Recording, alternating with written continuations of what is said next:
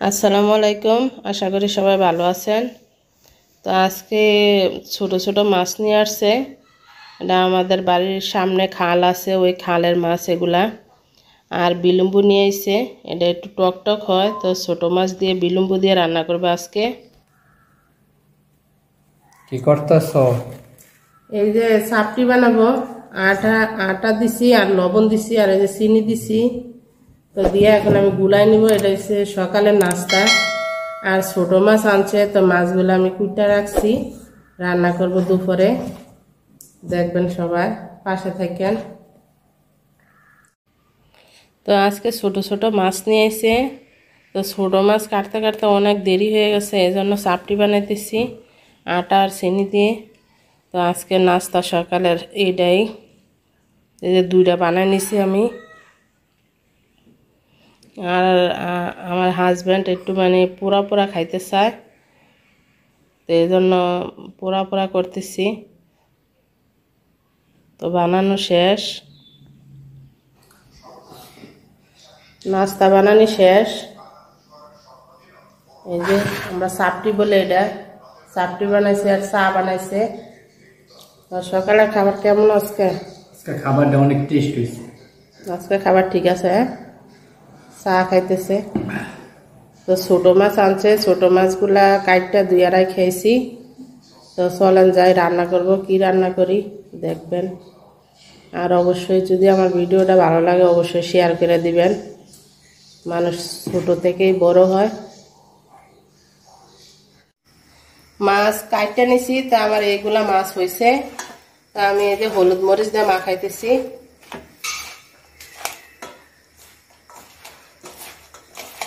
এই যে হলুদ আর লবণ দিছি। এখন বাজিয়ে নিব মাছগুলা।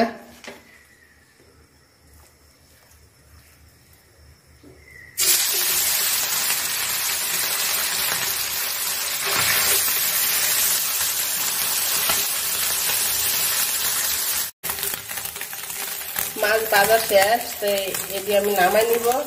আর আমি মাছটা একটু হালকা করে ভাজি করছি, কারণ এটা দিয়ে আমি হালকা টক রান্না করব। আর এই যে এগুলো আমার বাকি আছে, এগুলো ভাজা তারপর তরকারি বসাই দিব।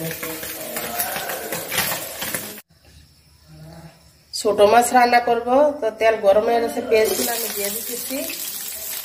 আর এই যে এখানে আমি কাইটা নিচ্ছি দুল। আর এটা হচ্ছে বিলম্বু এটা। তো এই দিয়ে গুঁড়া মাছ রান্না করবো। আর এই যে মাছ ভাজা রাখছি এখানে আমি।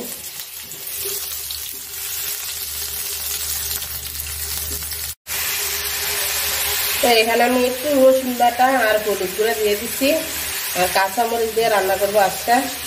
আর এই যে দুলগুলো আমি দিয়ে দিতেছি।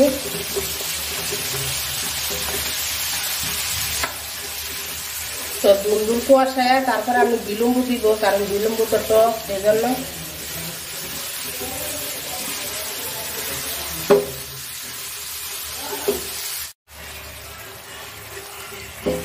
দুলগুলো আমার কষানি হয়ে গেছে। এখন আমি বিলম্বুটা দিব। এই যে বিলম্বু, আর বিলম্বুটা কিনে আনা হয়েছে, এই জন্য এত তাজা না।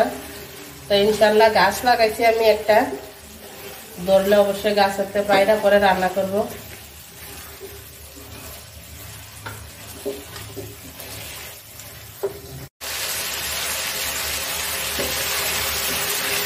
তরকারি আমার কষানো হয়ে গেছে, আর বিলম্বু সিদ্ধ হয়ে গেছে। বিলম্বু সিদ্ধ হইতে সময় লাগে না, তো সিদ্ধ হয়ে গেছে। এখন আমি একটু পানি দিয়ে দিব।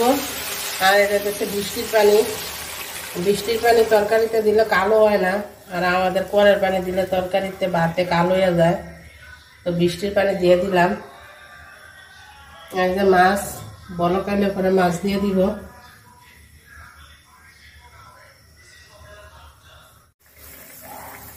তো তরকারি আমার বলক এসে গেছে, ঝোল একটু ঝোলে রান্না করবো, যেহেতু হালকা টক এগুলা। তো মাছগুলো আমি সবগুলা দিয়ে দিব।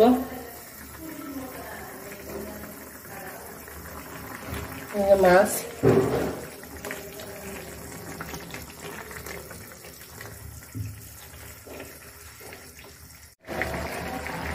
তো তরকারি হয়ে গেছে, নামাই দিব। তো চলেন যাই খাবার টেবিলে। আজকে সবাই মিলে একসাথে খাবো। আজকে একটাই তরকারি আর রান্না করি নাই। আজকে সকাল তো প্রচুর বৃষ্টি হইতেছে, বাংলাদেশে অনেকদিন ধরে বৃষ্টি, কিন্তু আজকে আবার একটু বেশি হইতেছে। রান্না শেষ, খাইতে বসে গেছে সবাই।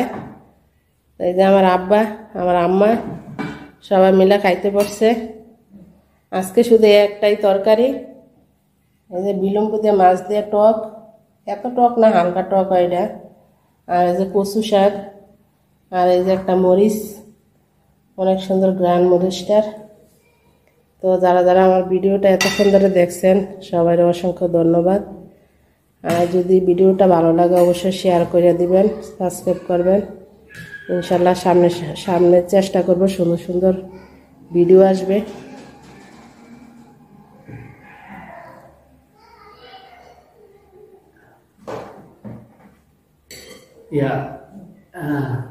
সবাই ভালো থাকবেন। আসসালামু আলাইকুম।